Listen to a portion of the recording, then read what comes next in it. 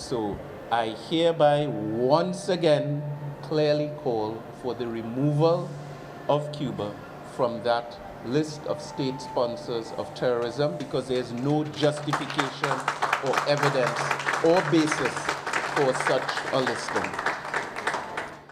Minister of Foreign and CARICOM Affairs Dr. Amory Brown restating this country's support for Cuba.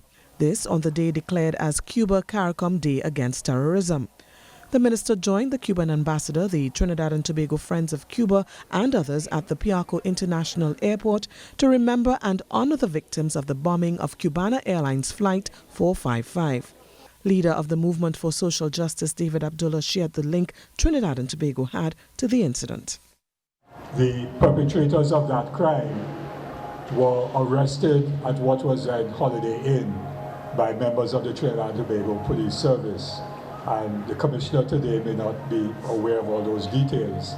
But there were two police officers who were not friends of the progressive movement, I could say that, in Trinidad and Tobago, but then Inspector Superintendent Randolph Burrows and Senior Superintendent Dennis Ramdwa were the ones who arrested and interrogated the two terrorists who placed the bombs on the Cubana Flight 455. Calling the incident one of the most cruel events in the history of the Cuban Revolution, Ambassador Gustavo Feliz Olivares noted unfortunately it is not the only one. He was grateful for the support offered by Caribbean neighbors. On behalf of Cuban people and the family of the victims, we send the solidarity of the Caribbean countries expressed over the years.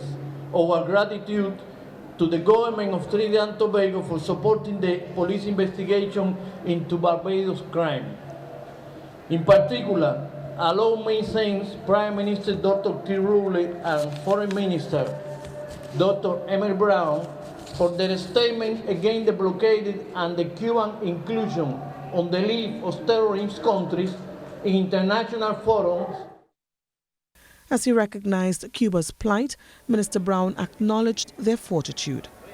I also want to commend the government and people of Cuba for their resilience in the face of acts of terror such as the one that occurred in 1976, and also for their resilience in the face of a very unjust embargo, which I know and I've seen with my own eyes has put tremendous pressure on ordinary people trying to live their lives and raise their families in Cuba. He said we will continue to honor the memory of those who have fallen and the need to maintain the Caribbean as a zone of peace. Stacy-Ann Providence for TDT News.